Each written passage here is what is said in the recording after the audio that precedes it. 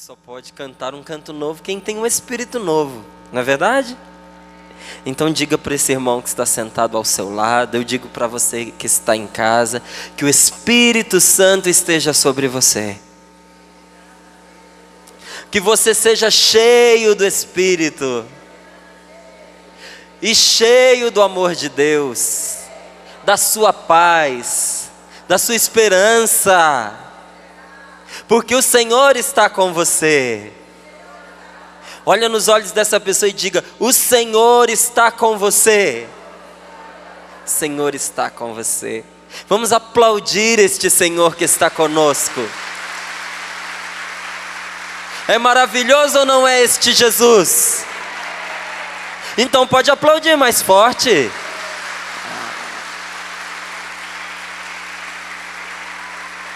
Maravilhoso é o nosso Deus. E nós somos muito felizes por conhecer um Deus assim amoroso. Tá certo que acontecem coisas na nossa vida que às vezes fazem com que a gente esqueça como é bom o nosso Deus. Mas todos os dias o Senhor nos lembra do seu amor e da sua misericórdia. E eu queria começar esse nosso momento justamente assim, pegando uma passagem na Bíblia que nos faz lembrar disso, que está no Salmo 21, versículos 24a e depois o 25. Salmo 21, versículo 24a e depois o 25. Encontrou? Você em casa já encontrou? Salmo 21, versículo 24a a 25. Vamos escutar a palavra de Deus, o que Deus tem para nós nesta manhã. Vós que temeis ao Senhor, louvai-o. Vós todos descendentes de Jacó, aclamai-o. Temei-o todos vós, estirpe de Israel, porque ele não rejeitou, nem desprezou a miséria do infeliz, nem dele desviou a sua face, mas o ouviu quando lhe suplicava.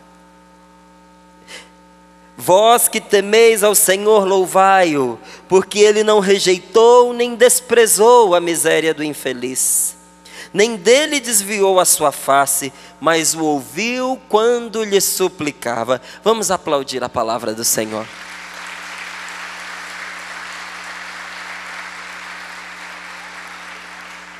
Meu irmão, nós somos aqueles que tememos o Senhor. Não somos só nós, mas nós tememos o Senhor. Tememos ou não? E aqui temor não quer dizer medo. Temor quer dizer respeito. Um respeito que faz a gente tremer.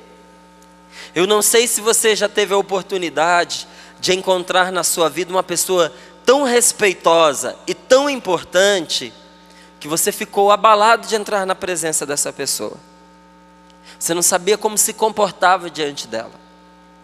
Você ficou nervoso, você ficou nervosa. E não foi porque você estivesse com medo desta pessoa, mas é que aquela presença incutiu respeito. E era apenas uma pessoa humana. Aqui nós estamos falando do Senhor. E quando nós nos colocamos na presença do Senhor, o nosso coração estremece, o nosso ser estremece. E nós, na Renovação Carismática Católica, inclusive experimentamos uma graça chamada repouso no Espírito Santo. Que tamanha é a força do encontro com Deus, que a carne desfalece. Aquilo que é mais fraco cede. O Espírito é que é reavivado, mas a carne ela desfalece, porque aquele encontro foi tão grande, de tamanha força, que ela cedeu, ela não suportou, ela se pôs por terra. Vós que temeis ao Senhor, tememos ou não tememos o Senhor? Louvai-o. Louvai o Senhor nosso Deus.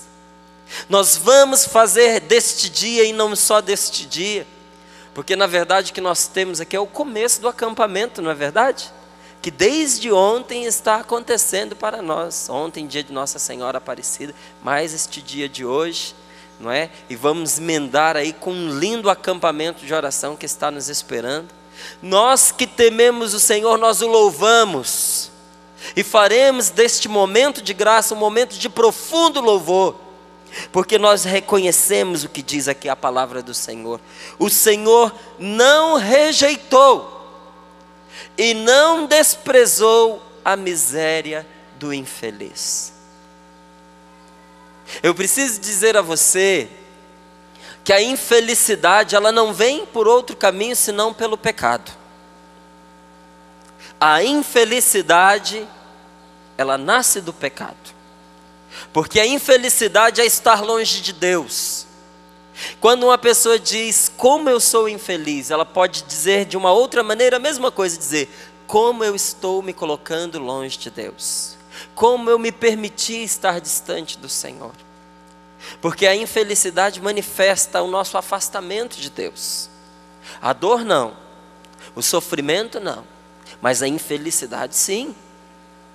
Mas o Senhor, veja lá a palavra de Deus.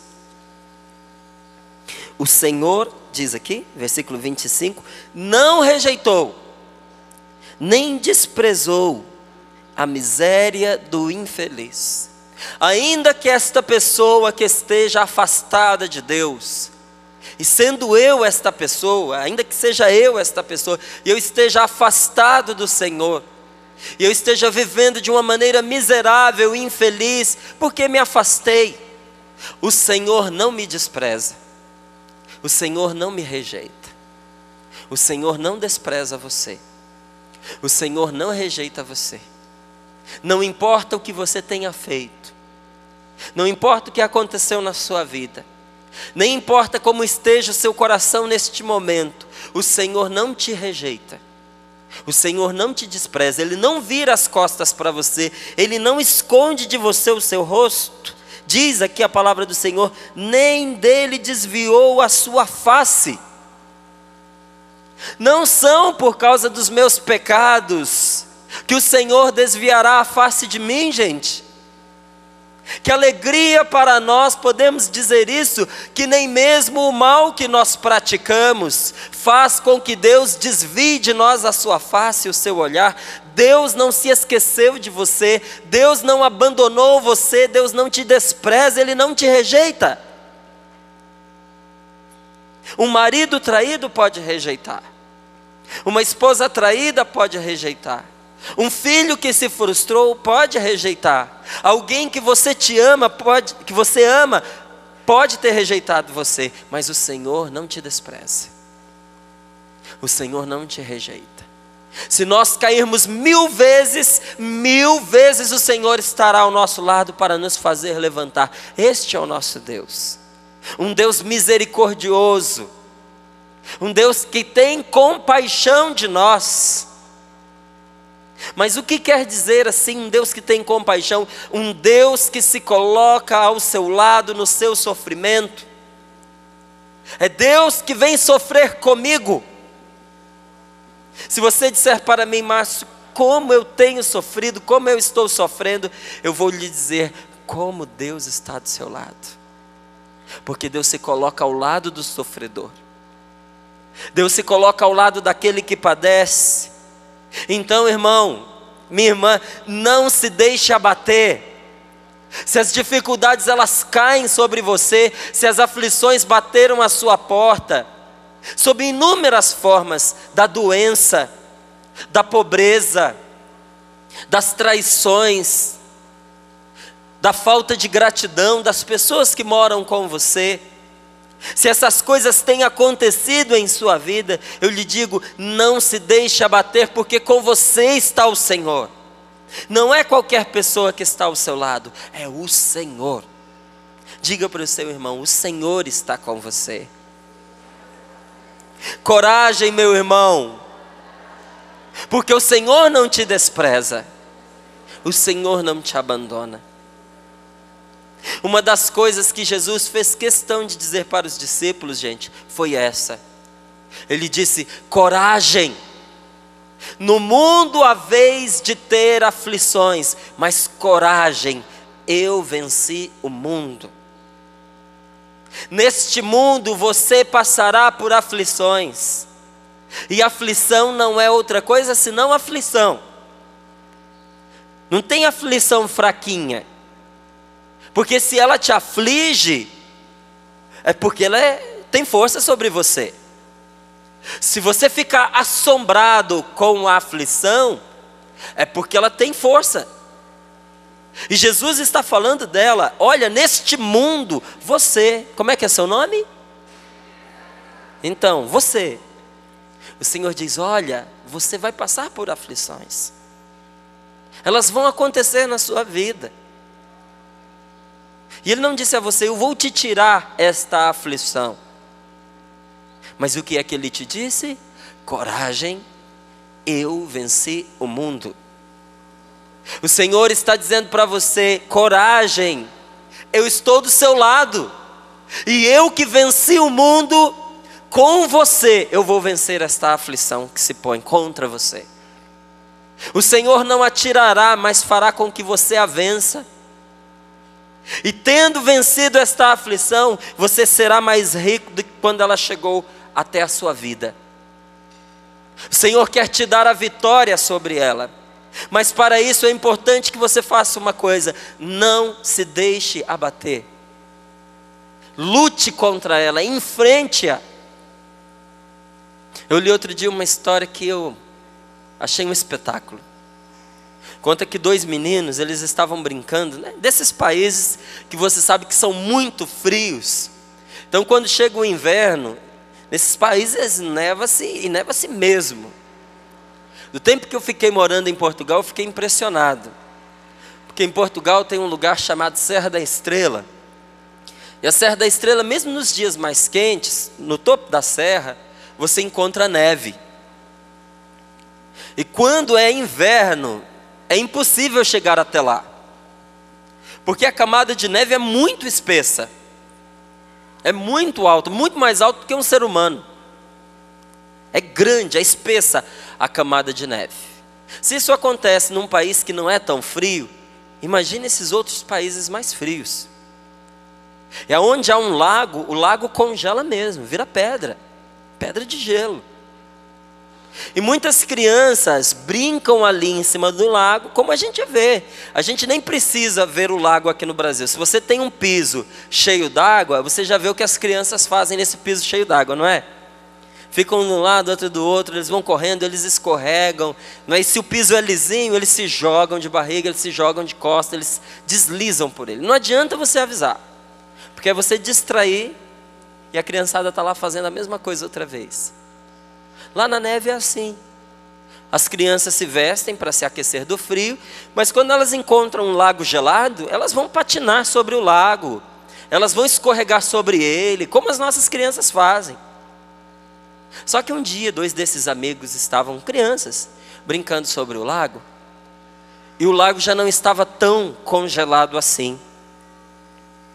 Enquanto eles patinavam, o lago se abriu, rompeu-se o gelo quebrou e um deles afundou.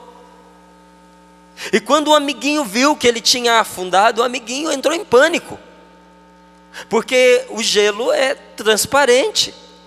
Então ele via lá embaixo, porque a criança entrou no buraco, né? O gelo se abriu, ela caiu dentro do buraco, e por dentro, por debaixo da camada de gelo, ela foi escorregando para onde não havia buraco algum. Então o amiguinho foi andando por cima do gelo e vendo o seu amigo indo para cada vez mais longe do buraco onde se tinha partido o gelo. E ele olhava para um lado, olhava para o outro, não via ninguém, e ele começou a gritar. E quando ele percebeu que o amiguinho dele estava morrendo, ele tirou dos pés um dos patins e começou a bater com toda a força contra o gelo. E ele foi batendo mais forte e o mais rápido que ele podia, mas ele era só uma criança. Seus bracinhos fraquinhos, ele sem destreza nenhuma, ele sem experiência em quebrar gelo, fraco. Ele fez o que ele pôde. Mas batendo com força, ele conseguiu que o gelo se partisse. E enquanto ele conseguia quebrar aquele gelo, uma pessoa que via de longe já acionou o corpo de bombeiros, um velhinho que estava assistindo lá de longe e que não tinha forças para poder ir ajudar. Ele acionou o corpo de bombeiros. E quando os bombeiros chegaram, esse menino estava tirando para fora d'água pela gola da camisa o amiguinho que tinha caído lá dentro. E graças ao esforço deste menino, aquele outro que tinha caído no lago foi salvo. Ele conseguiu salvar o amiguinho dele. E os bombeiros ficaram atônitos, porque eles perceberam que o gelo que ele quebrou não era fino, era difícil de ser quebrado. Era impossível que uma criança daquele tamanho, com aqueles bracinhos fracos, conseguisse quebrar, partir um gelo daquela espessura. E eles pegaram o menino pelo ombro e começaram a perguntar para ele: o que foi que você fez? Como é que você conseguiu? Você não tem tamanho, você não tem experiência, você não tem forças para quebrar um gelo dessa grossura. Só que nisso, o velhinho que estava lá de longe, que ligou e chamou o corpo de bombeiros, já estava chegando. Devagarinho, porque ele tinha que andar devagar, ele era muito velhinho. E ele chegou no exato momento em que um dos soldados perguntava para o menino: como é que você conseguiu isso? O menino não sabia responder. Então o velhinho disse: eu sei como foi que ele conseguiu. O bombeiro virou para ele e perguntou: mas como foi que ele conseguiu? Aí o velhinho disse para o bombeiro: é porque não tinha nenhum de vocês aqui para dizer para ele que ele não ia conseguir, que ele não ia dar conta. Muitas coisas na nossa vida nós não conseguimos porque nós estamos fartos de ouvir que nós não vamos dar conta, que nós não conseguiremos, que está além das nossas forças, que não é possível. Não é possível que nós consigamos com a força pequena que nós temos. Quanta coisa na sua vida, meu irmão. Minha irmã, quantas coisas na sua vida você deixou de realizar porque alguém disse para você: isso não é para você, isso não é para o seu bico, você não vai dar conta, você não estudou para fazer isso, você não tem dinheiro para fazer isso, você não tem forças para fazer isso, você não tem saúde mais para isso, você não tem mais idade para isso. Pelo amor de Deus, arranque isso da sua vida. Afaste estes que dizem para você que você não vai dar conta. Isso é uma tremenda de uma tentação e que se reflete profundamente na nossa vida espiritual, porque nós achamos que as coisas não são possíveis, então nós nem tentamos. Por que você não tentou? Eu achei que eu não ia dar conta. Você deixou escapar aquela oportunidade preciosa de ouro. Mas hoje eu quero revelar a você um segredo de oração, meu irmão. Se você fizer o possível, Deus fará o impossível. Diga para você, irmão: se você fizer o possível, Deus fará o impossível. O impossível pertence a Deus, diga a Ele. Mas o possível pertence a você. Meus irmãos, o impossível está nas mãos de Deus, mas cabe a nós fazer o possível. E enquanto nós não fazemos o possível, nós não nos comprometemos, nós não levantamos a nossa vontade para abraçar aquela causa, nós estamos colocando um obstáculo para que Deus faça o seu impossível acontecer na nossa vida. Deus fará a parte dele, mas é preciso que você faça a sua parte, que eu faça a minha parte. E tanto isso é verdade, que o Senhor, Ele condiciona muitas coisas à nossa fé. Era o próprio Jesus que perguntava: credes que eu posso fazer isso? Vai, a tua fé te salvou, não foi isso que Ele disse tantas vezes? A tua fé te curou, vai, seja-te feito conforme a tua fé. O Senhor está nos dizendo que tem uma parte que é nossa. E dentro desta parte está acreditar. Não deixe que essas vozes apaguem dentro de você a sua esperança, meu querido. Porque se você esperar, você vai tocar em milagres na sua vida. Se você tiver capacidade de esperar, você verá o Senhor realizar maravilhas na sua vida, maravilhas na sua história, maravilhas na sua família. Espera no Senhor, tem coragem, ser firme, espera no Senhor, põe nele a tua confiança. Quando a gente diz espera no Senhor, nós não estamos dizendo cruzar os braços e ficar sem fazer nada. É difícil esperar no Senhor. Gente, é muito difícil esperar em Deus. Às vezes é mais fácil a gente levantar e fazer as coisas do nosso jeito, é ou não é? Do que esperar que Deus faça do jeito dele. É difícil esperar. Quem espera em Deus muitas vezes faz mais do que aquele que se levanta e sai fazendo as coisas. Se eu não me engano, é São Vicente de Paulo que dizia o seguinte: que quando nós queremos que um projeto de Deus dê certo, é bom a gente não ficar mexendo muito nele. Esperar e deixar que Deus faça. Quanto menor a nossa parte ativa, maior a parte ativa de Deus, e mais possibilidade tem do projeto dar certo. E isso não quer dizer não fazer nada, porque todo mundo sabe quem foi São Vicente de Paulo, e o que esse homem fez pelos pobres.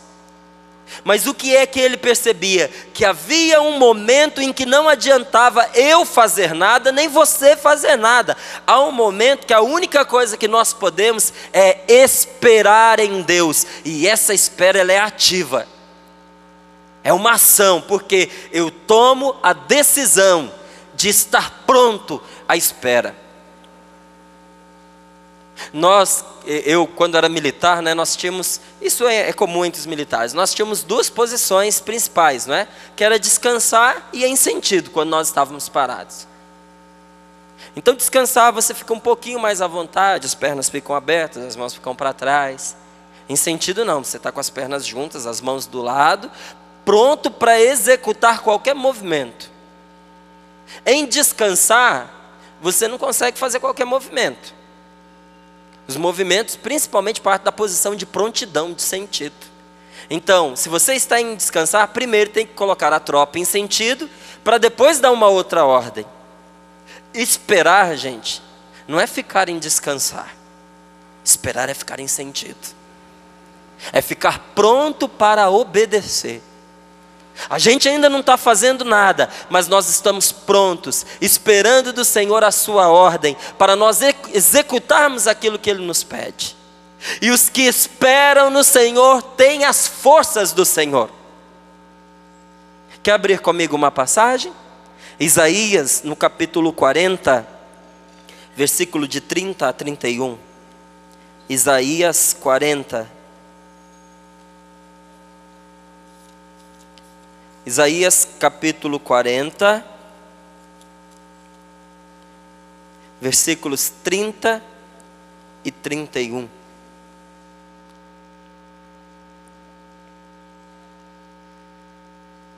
Amém?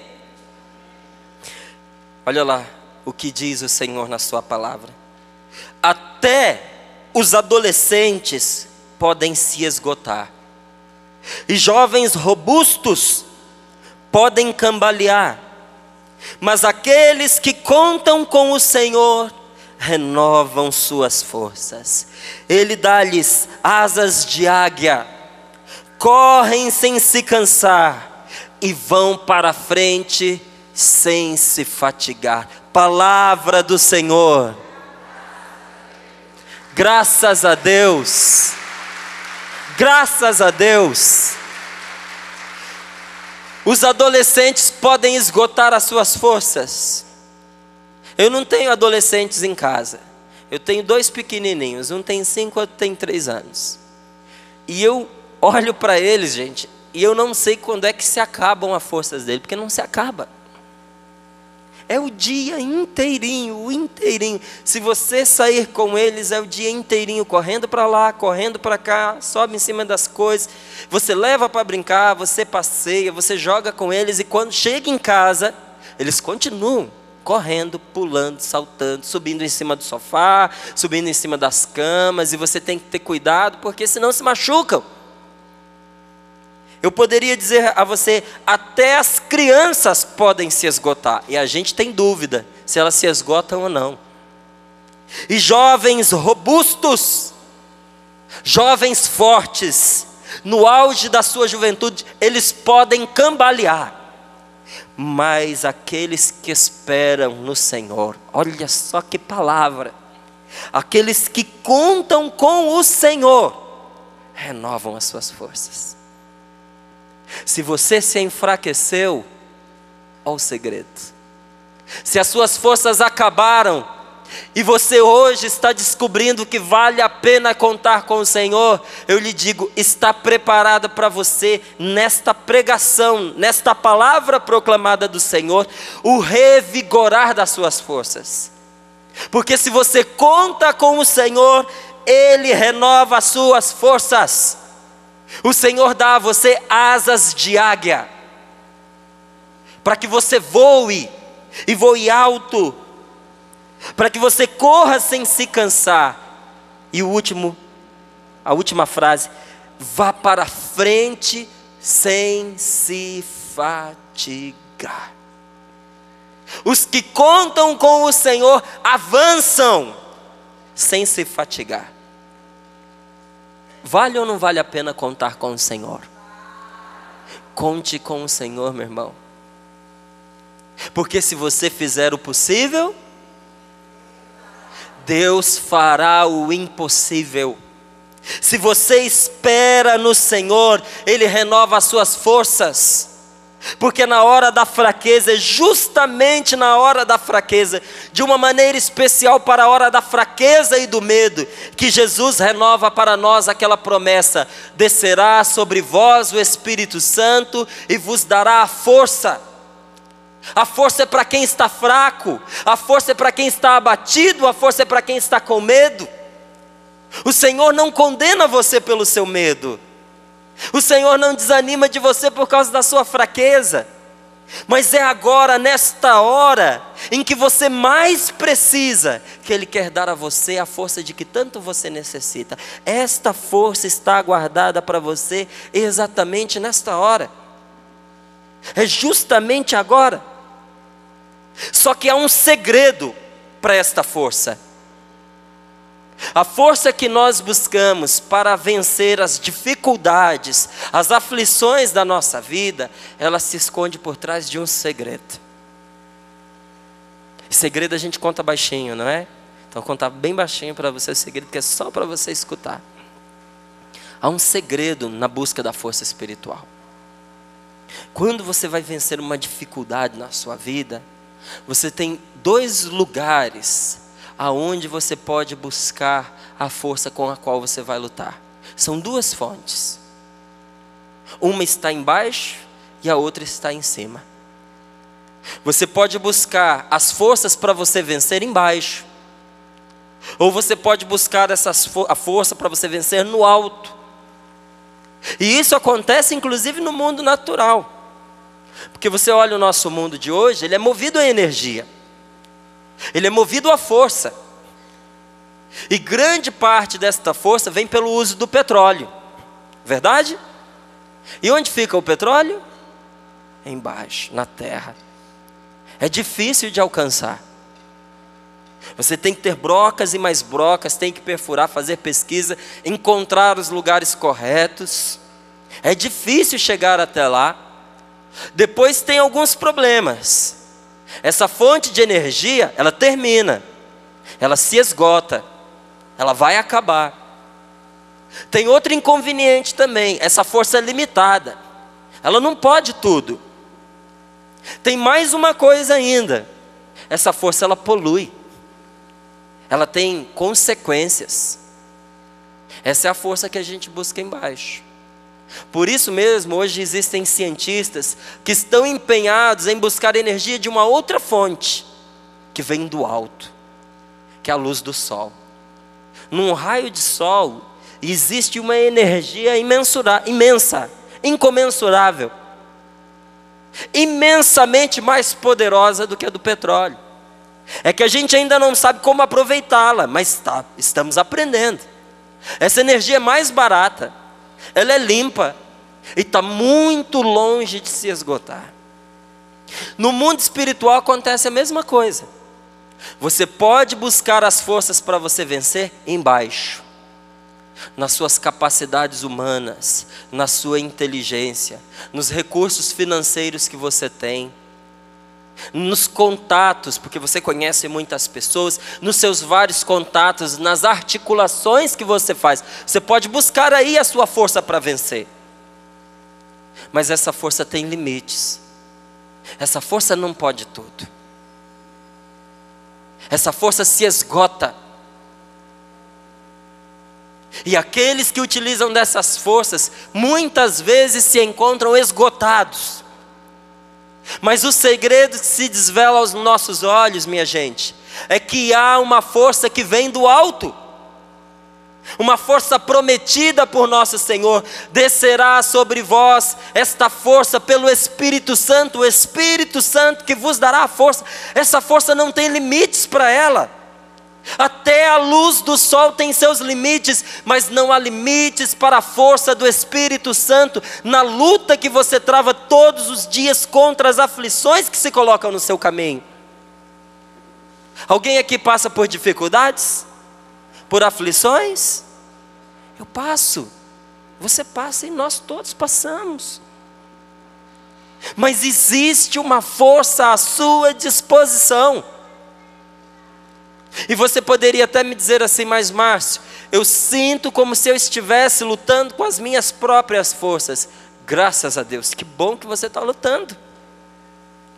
Porque é necessário que você lute. É na sua luta que Deus atua.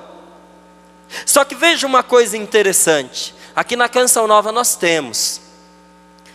estamos aqui num momento em que nós temos a energia elétrica.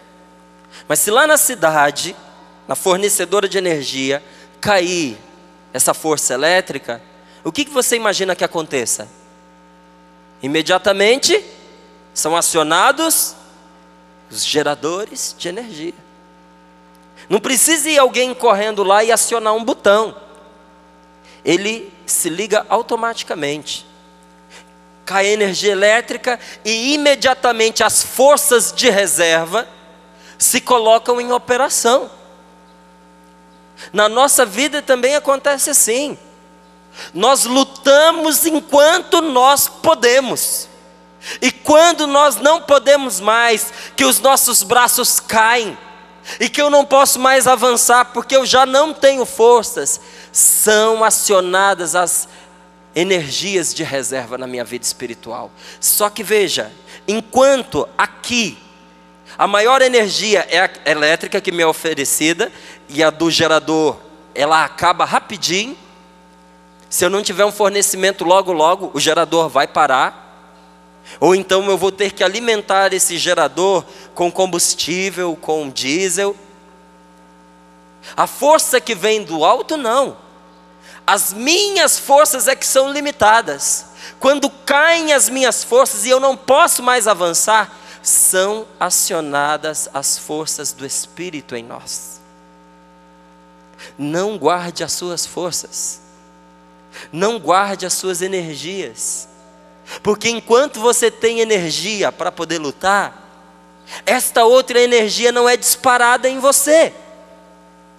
Não se trata de dizer que Deus não te acompanha, que te suporta enquanto você está lutando, que te dá forças. Não, não é isso. Nós estamos falando de uma força especial no momento em que todas as nossas forças se esvaem. Quando você diz: eu não tenho mais forças para lutar, o Senhor dá a você a força que é do seu espírito. Você está percebendo como é importante que você lute com todas as suas forças? Meu irmão, quando as suas forças se esgotarem, e você estiver esperando no Senhor, um milagre acontecerá na sua vida. Você verá esta palavra se cumprir. E você que conta com o Senhor, verá um renovar das suas forças. Você que lutava com forças da carne, perceberá que não é mais a carne que te sustenta, mas o próprio Espírito Santo. Passa aí algumas páginas da sua Bíblia, em Isaías, capítulo 63. Isaías 63, versículos de 7 a 9.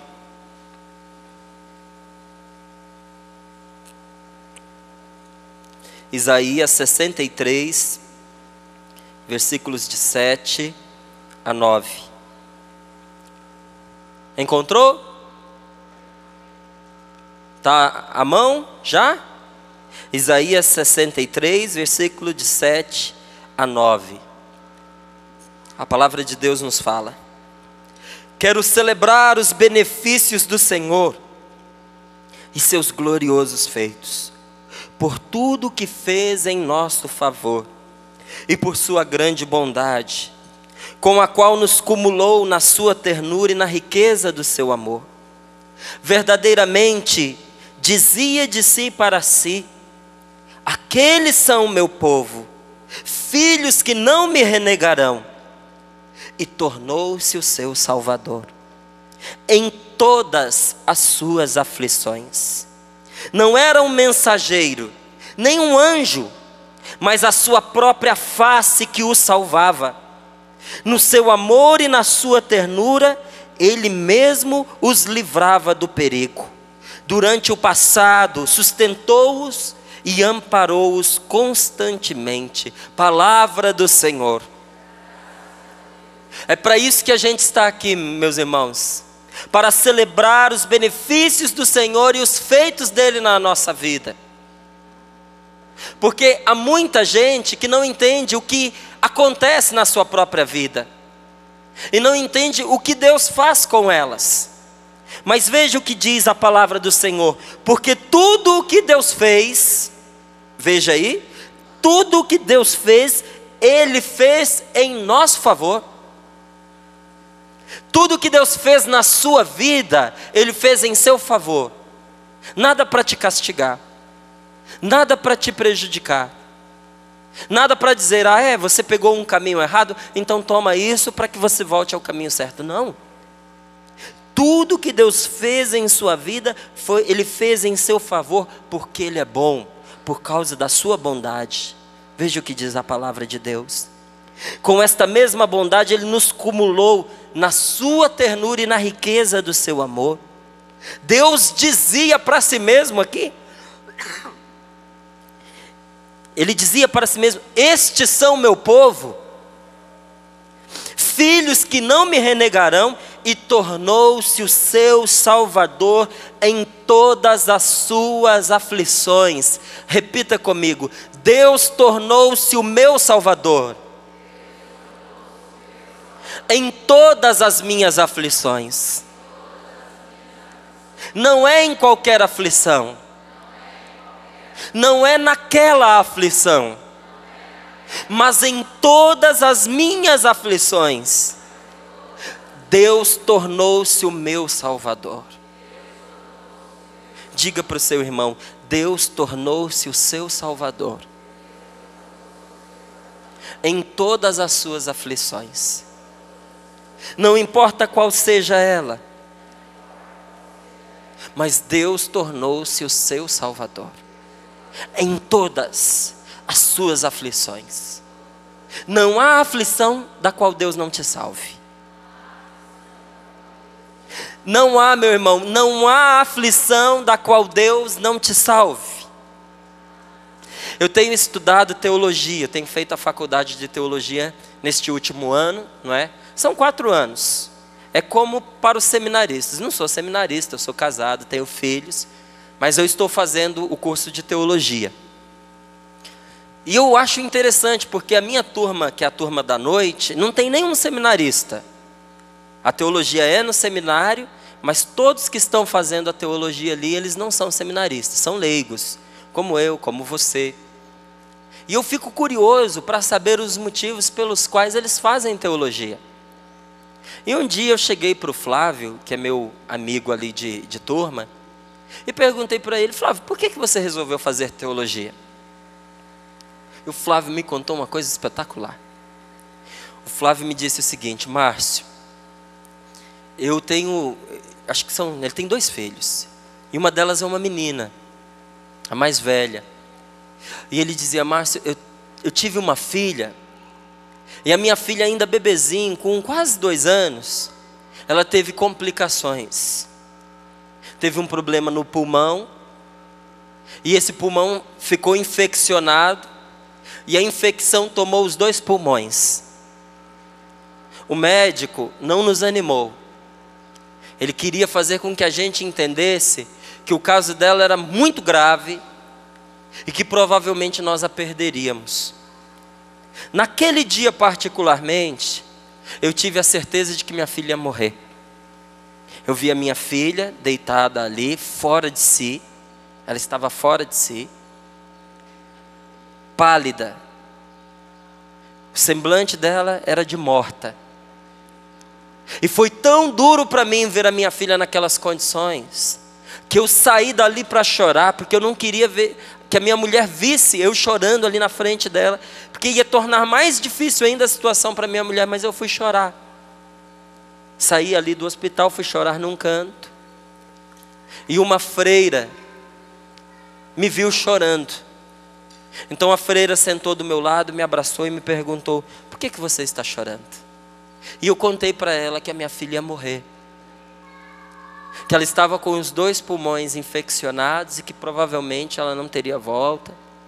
Os médicos também não estavam animados, e que tinha dentro de mim um sentimento de que ela ia mesmo morrer.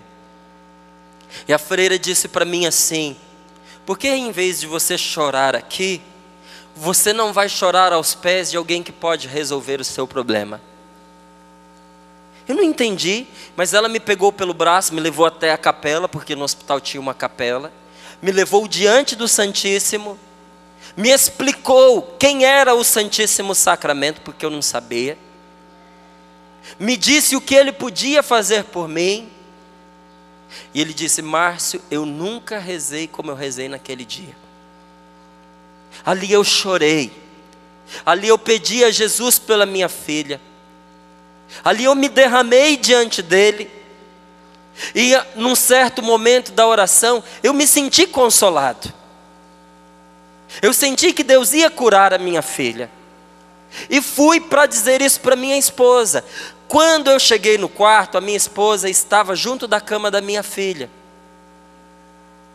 E a hora que eu ia dizer para ela que eu tinha rezado e o que eu tinha sentido, ela me falou: Flávio, eu estava aqui junto da cama da nossa filha, e eu senti que alguém se aproximou de mim e me abraçou, porque eu estava vendo que a minha filha, que a nossa filha, eu já tinha pensado até que ela estava morta. Quando eu vi, eu pensei que a nossa filha estava morta. E naquele momento de dor eu me ajoelhei, mas eu senti que alguém se aproximou e me abraçou. Aquilo para ela foi tão claro que ela chegou a acreditar que tinha alguém atrás dela, mas quando ela olhou, ela não viu ninguém. Enquanto eles conversavam, a filha deles voltou a si. E sentando na cama, ela disse, abraçou o Flávio e disse para ele assim: papai, eu amo você. Papai, eu tive um sonho. E eu ia fazer 2 anos. E no meu sonho, Jesus me pegou no colo e me curou.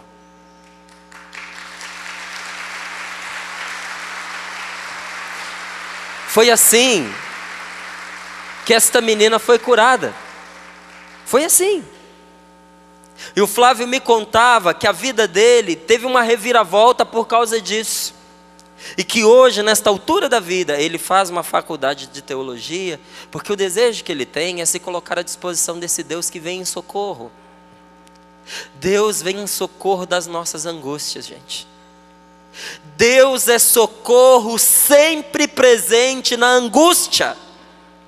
E quando disserem a você, não tem mais jeito, Não há mais possibilidades, todas as portas se fecharam. Diga para você mesmo: Deus está presente aqui comigo, porque Deus é socorro presente na angústia.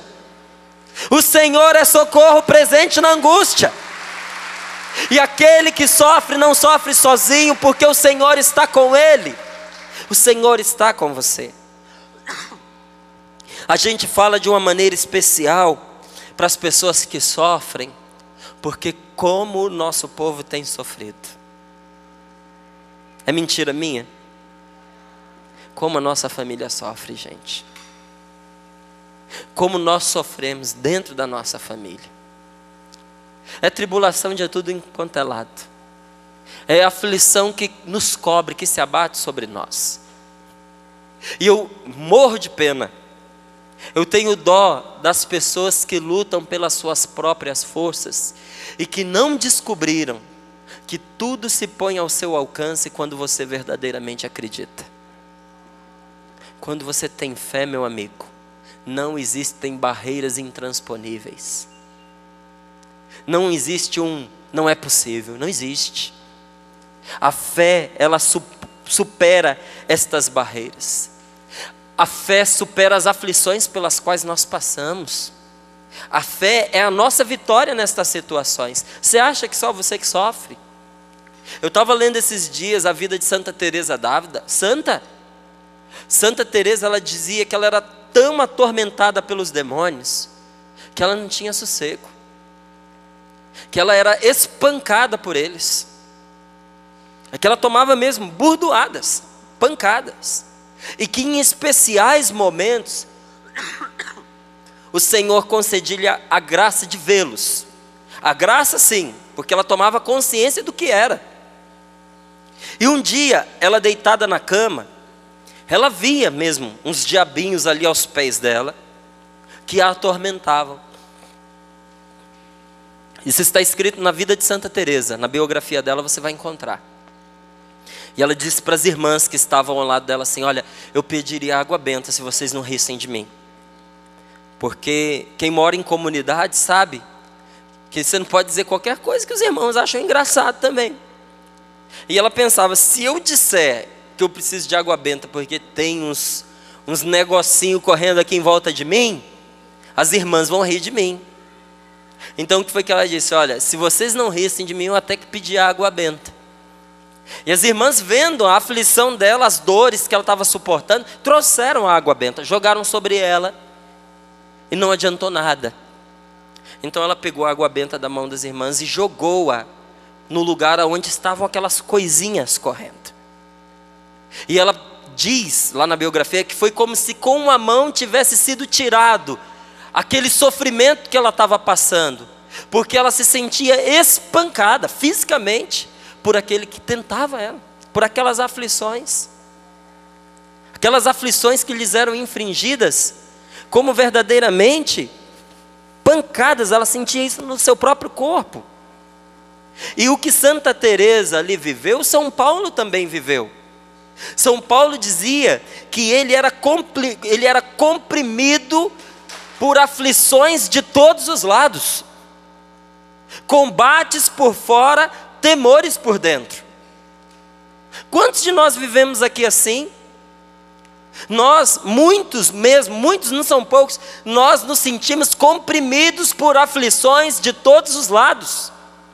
Somos combatidos por fora, somos combatidos pela tentação, somos combatidos por opressões que vêm por parte das pessoas com as quais nós vivemos, pela situação financeira que nós estamos metidos dentro dela, pela pressão que a família faz sobre nós, pelos desentendimentos, pelas incompreensões. Nós somos combatidos. E que combate!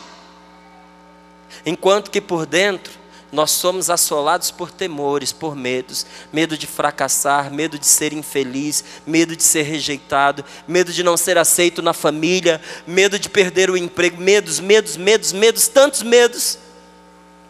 São Paulo se sentia desta mesma forma, esmagado debaixo das aflições.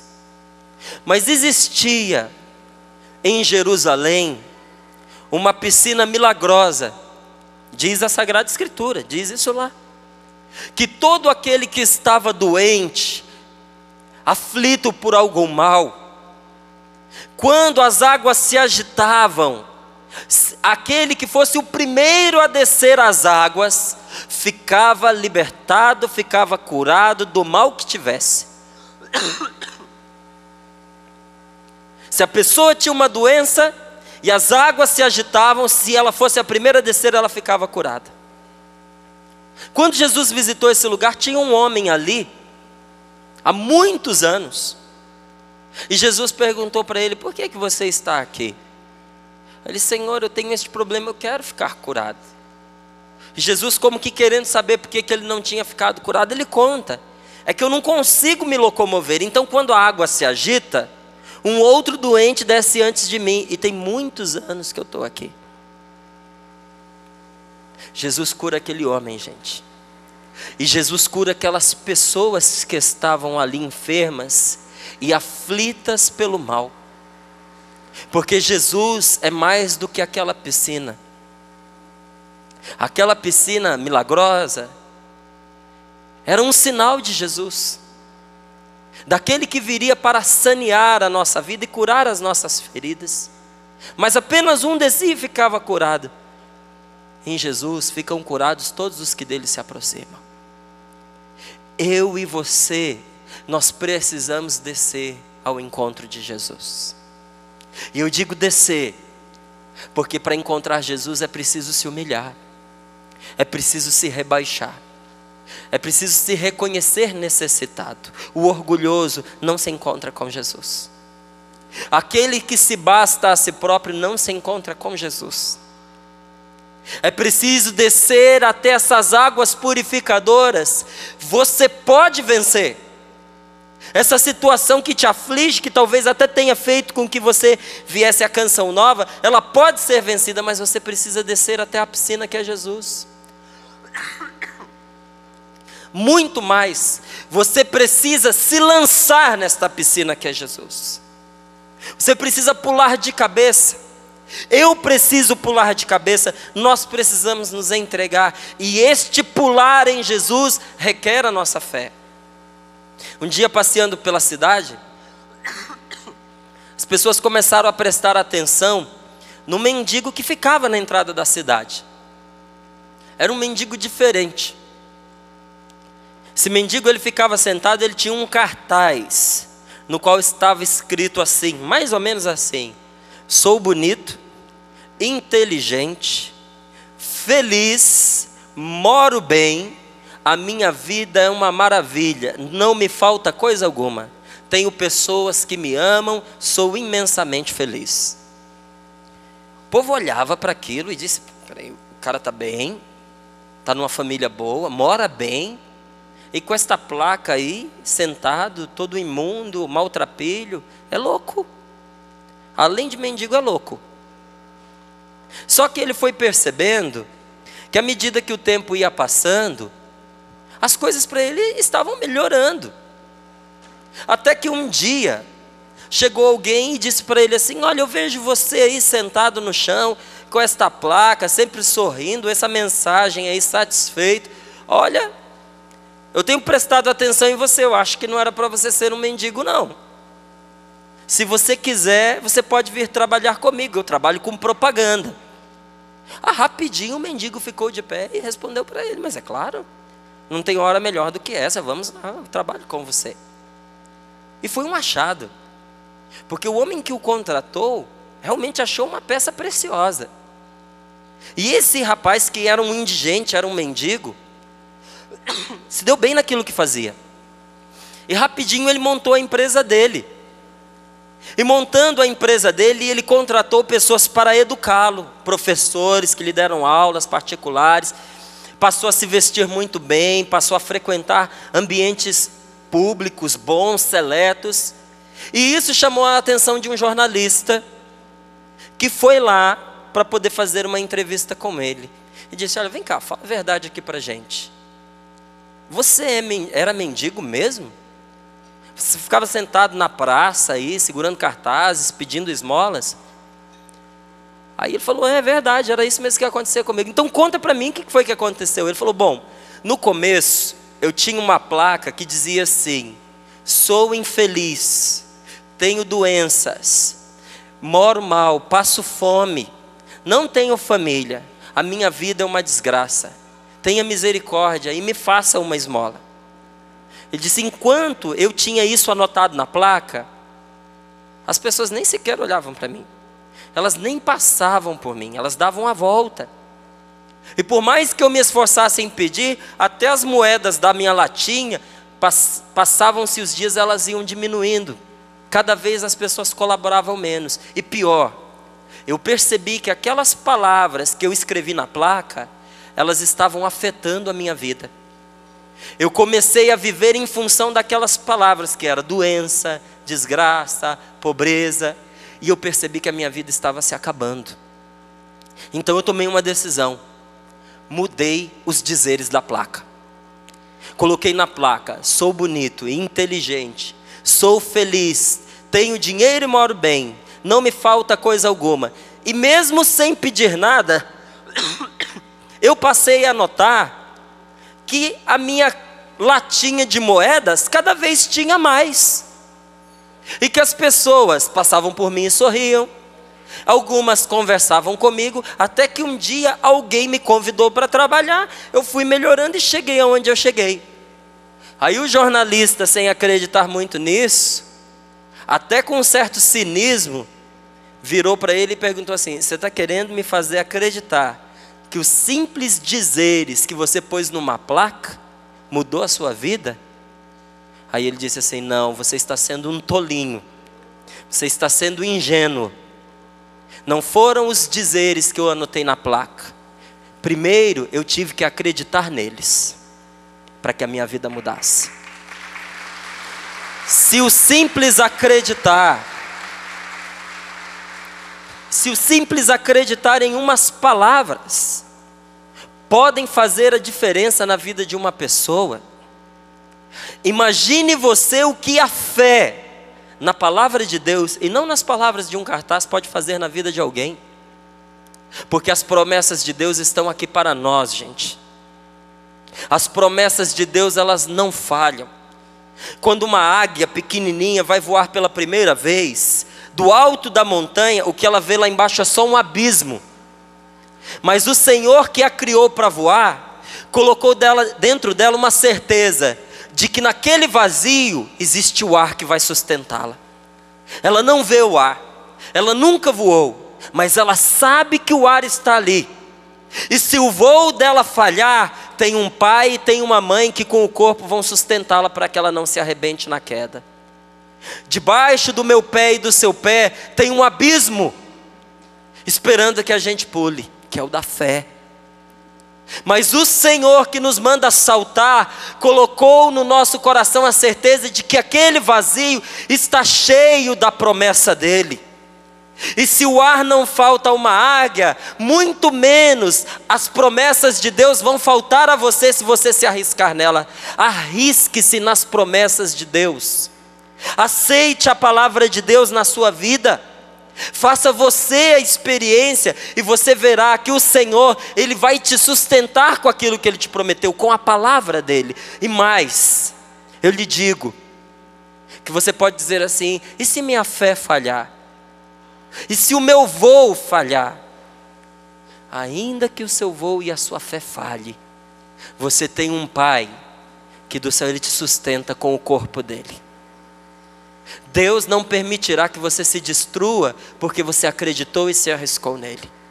O Senhor sustentará você, mesmo que você falhe. Amém?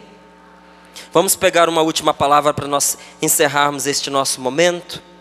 2 Crônicas 20. Segundo livro de Crônicas, capítulo 20, versículos de 12 a 17. Segundo livro de Crônicas 20, de 12 a 17. Encontrou? Já?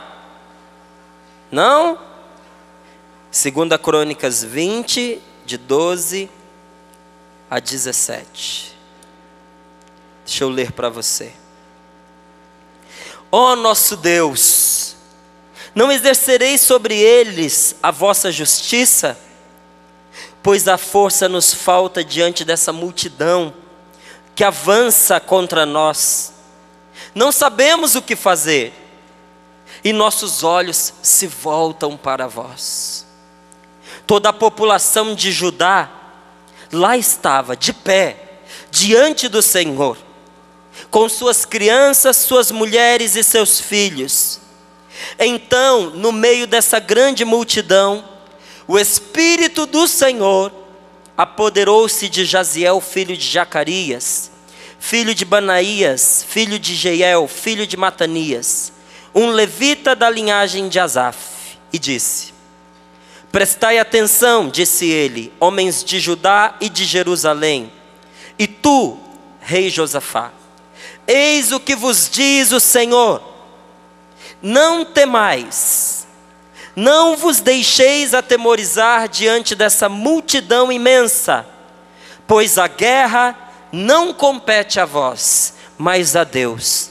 Amanhã ireis contra eles. Não tereis que combater nesse caso.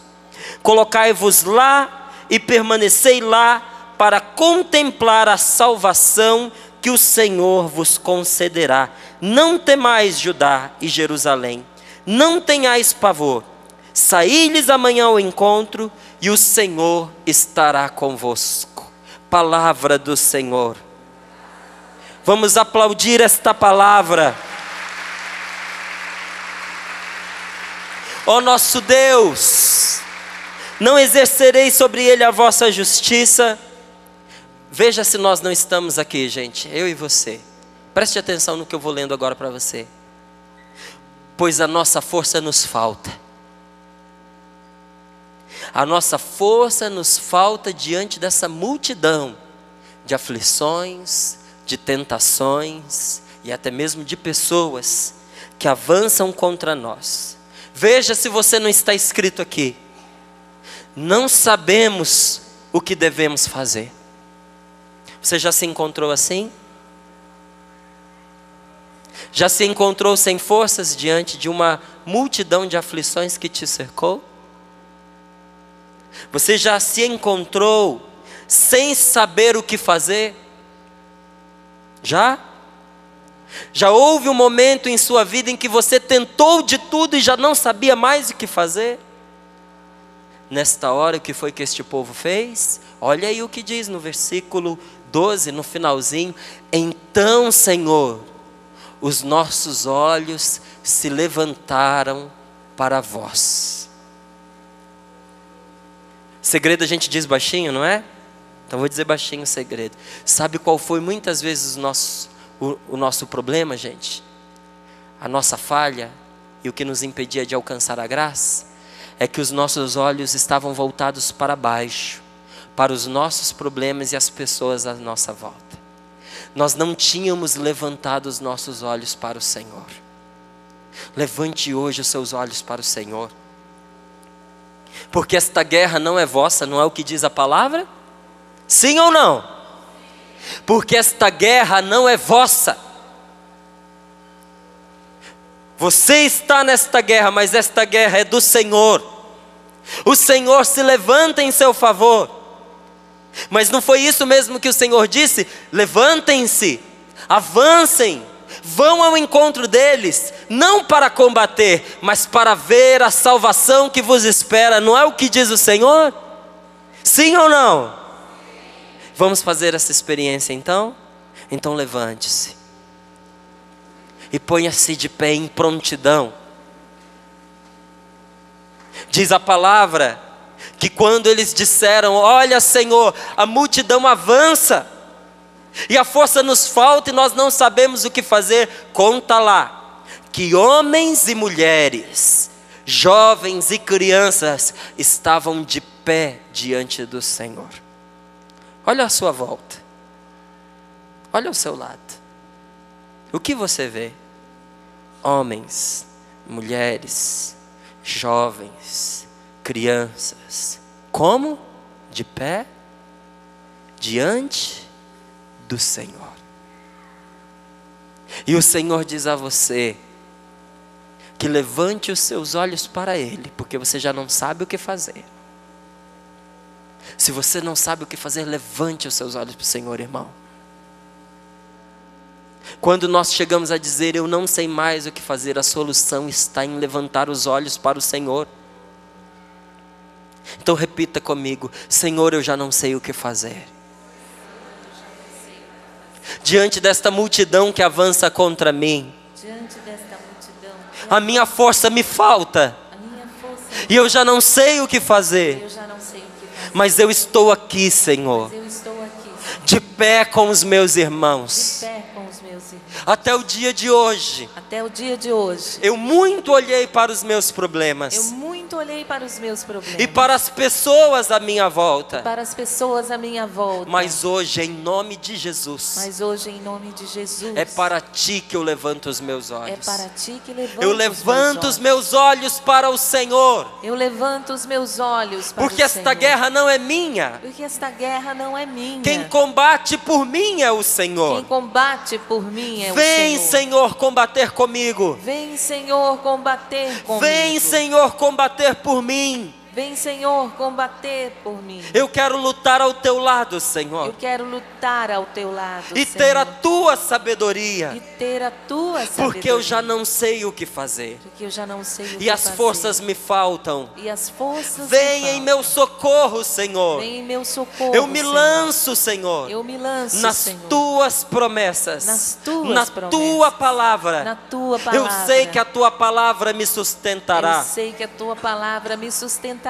E que esta multidão será dissipada na Tua presença. Será dissipada na Tua presença. Eu creio, Senhor. Eu creio, que Senhor, eu verei a Tua salvação. que eu verei a Tua salvação. Eu vim para ver a Tua salvação. Eu vim para ver a Tua Eu salvação. sei que ela me alcançará. Eu sei que ela me alcançará. Enche-me com a Tua graça, Senhor. Enche-me com a Tua graça, Senhor. Enche-me com a Tua graça, Senhor. Enche-me com a Tua graça. Glórias e louvores a Ti, Glórias Senhor. e louvores Nós te a Ti, bendizemos, Senhor.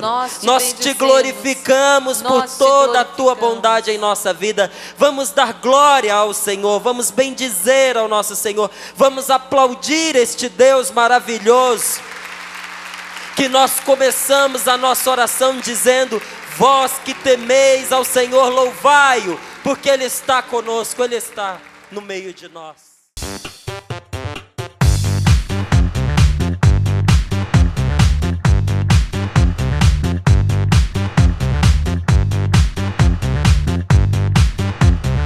CançãoNovaPlay.com. Assine já!